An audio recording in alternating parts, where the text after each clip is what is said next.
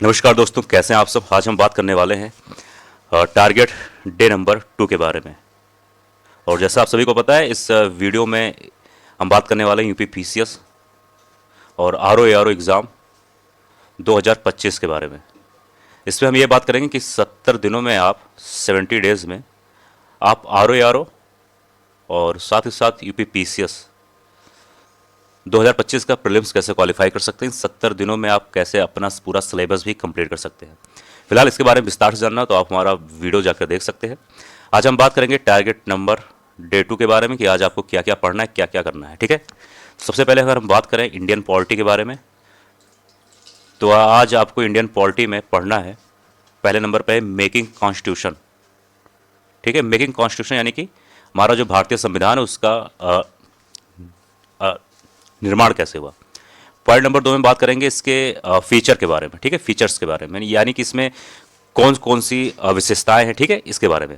और ये आप किसी एक सोर्स से ही फॉलो करिएगा। सबसे अच्छा सोर्स माना जाता है लक्ष्मीकांत की बुक। अगर आप उससे पढ़ रहे हैं तो बहुत अच्छी बात है। अगर उससे आप नहीं भी पढ़ रहे हैं तो कोई एक सोर्स ले लीजिए। वो हो सकता है कोई यूट्यूब चैनल का वीडियो। और साथ ही साथ आपको एक चीज़ ये ध्यान देना है कि घटना चक्र आपके पास हमेशा होना चाहिए। उससे आपको हमेशा PYQ, उससे हमेशा MCQ आपको देखते रहना है। मतलब यानी कि घटना चक्र को छोड़ के वो तो आपके पास होगा ही होगा, और साथ ही साथ जो भी कोई एक सोर्स आप फॉलो कर सकते हैं। अब हम बात करेंगे नंबर 2 पे, यानी मॉडर्न हिस्ट्री में आज आपको क्या पढ़ना है। ठीक है, मॉडर्न हिस्ट्री के बारे में अगर हम बात करें तो मॉडर्न हिस्ट्री में आज आपको पढ़ना है यूरोपियन के बारे में। देखिए, यूरोपियन देखो ऐसा है कि यूरोपियन में 4 से 5 लोग आते हैं, जैसे कि पुर्तगाल, डच, ब्रिटिश, डेन, फ्रेंच। तो आपको एक साथ नहीं पढ़ना। एक साथ अगर आप पढ़ने लगेंगे तो आपके पास समय भी नहीं रहेगा और आप सही तरीके से उसको आप पढ़ भी नहीं पाएंगे। तो यूरोपियन जो टॉपिक है इसको आप 2 दिनों में आपको डिवाइड करना है। आज आपको बेसिकली पढ़ना है पुर्तगाल के बारे में और डच के बारे में। और आज ही आपको ब्रिटिश थोड़ा सा स्टार्ट कर देना है, यानी कि कहीं ना कहीं आज आपको ब्रिटिश के बारे में थोड़ा सा पढ़ना है। यूरोपियन के बारे में आज आपको आधा ही पढ़ना है। कल अब ब्रिटिश से स्टार्ट करेंगे, पूरा यूरोपियन कंप्लीट कर देंगे। ठीक है, अब आपको ये बात करना है कि लास्ट में आपको क्या करना है। आज आपको करंट अफेयर स्टार्ट करना है और 1 महीने का करंट अफेयर आपको 5 दिनों तक पढ़ना है। उससे कम समय नहीं देना, यानी कि 1 दिन में आपको नहीं पढ़ना है। 5 दिन में मैं इसलिए कह रहा हूँ क्योंकि अगर हमें बात करूँ यूपी पीसीएस जैसे एग्जामों के बारे में, तो वहाँ पर करंट अफेयर के कई सारे सेक्टर होते हैं। जैसे कि साइंस इसमें पूछा जाता है, साइंस के साथ अवार्ड के बारे में पूछा जाता है।